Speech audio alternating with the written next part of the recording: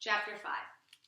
There were 6 large gray tents, and each one of them had a black letter on it, A, B, C, D, E, or F. The first 5 tents were for the campers. The counselors slept in F. Stanley was assigned to D tent. Mr. Pendanski was his counselor. "My name is easy to remember," said Mr. Pendanski as he shook hands with Stanley just outside the tent. 3 easy words: pen, dance, key. Mr. Sir returned to the office. Mr. Pendanski was younger than Mr. Sir, and not nearly as scary looking. The top of his head was shaved so close it was almost bald, but his face was covered in a thick, curly black beard. His nose was badly sunburnt. "Mr. Sir really isn't so bad," said Mr. Pendanski. "He's just been in a bad mood ever since he quit smoking. The person you got to worry about is the warden. There's really only one rule at Camp Green Lake. Don't upset the warden." Stanley nodded as if he understood. "I want you to know, Stanley, that I respect you," Mr. Pendanski said. "I understand that you made bad mistakes in your life. Otherwise, you wouldn't be here. But everyone makes mistakes. You may have done some bad things, but that doesn't mean you're a bad kid." Stanley nodded. It seemed pointless to try and tell his counselor that he was innocent. He figured that everyone probably said that. He didn't want Mr. Pendanski to think he had a bad attitude. "I'm going to help you turn your life around," said his counselor, "but you're going to have to help too. Can I count on your help?" "Yes, sir," Stanley said. Mr. Pendanski said, "Good," and patted Stanley on the back. 2 boys, each carrying a shovel, were coming across the compound. Mr. Pendanski called to them, "Rex Allen, I want you to come say hello to Stanley. He's the newest member of our team." The boys glanced wearily at Stanley. They were dripping in sweat. Their faces were so dirty that it took Stanley a moment to notice that one kid was white and the other was not. "What happened to Barf Bag?" asked the black kid. "Lewis is still in the hospital," said Mr. Pendanski. "He won't be returning."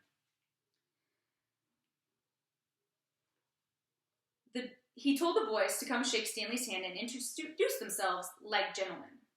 "Hi," the white kid grunted. "That's Alan," said Mr. Pendanski. "My name is not Alan," the boy said. "It's Squid. And that's X-Ray." "Hey," said X-Ray. He smiled and shook Stanley's hand. He wore glasses, but they were so dirty that Stanley wondered how he could see out of them.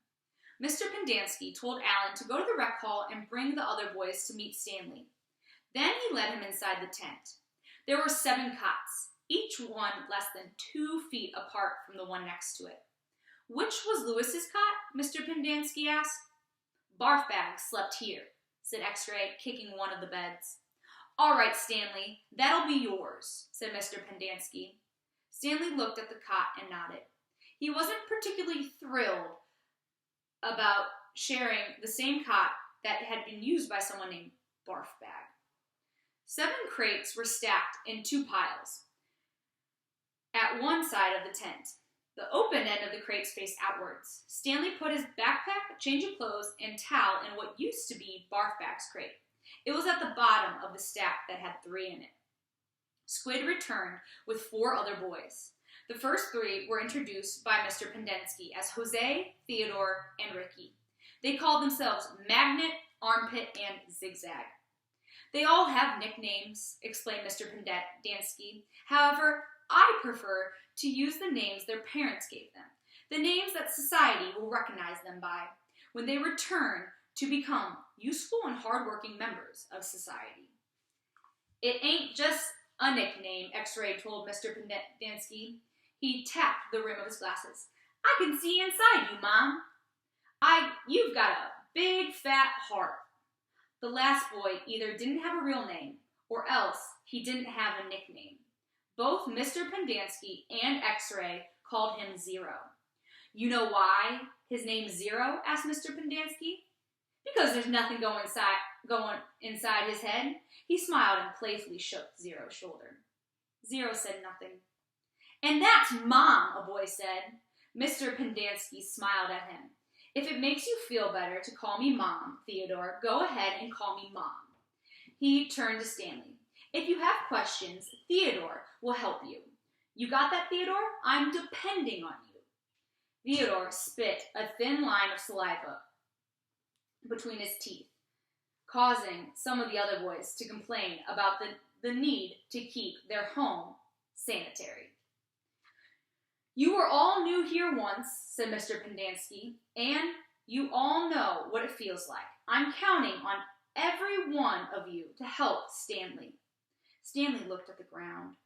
Mr. Pendanski left the tent, and soon the other boys began to file out as well, taking their towels and change of clothes with them.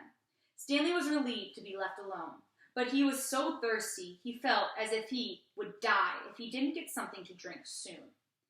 Hey, Theodore, he said, going after him, do you know where I can refill my canteen? Theodore whirled around and grabbed Stanley by the collar. My name is not Theodore, he said. It's Armpit. He threw Stanley to the ground. Stanley stared up at him, terrified. There's a water spigot on the wall of the shower stall. Thanks, Armpit, said Stanley. As he watched the boys turn and walk away, he couldn't, for the life of him, figure out why anyone would want to be called Armpit. In a way, it made him feel a little better about having to sleep in a cot that had been used by someone named Barfbag. Maybe it was a term of respect. So Stanley has made some new friends, and it doesn't seem like it's going well. So let's find out what happens in Chapter 6.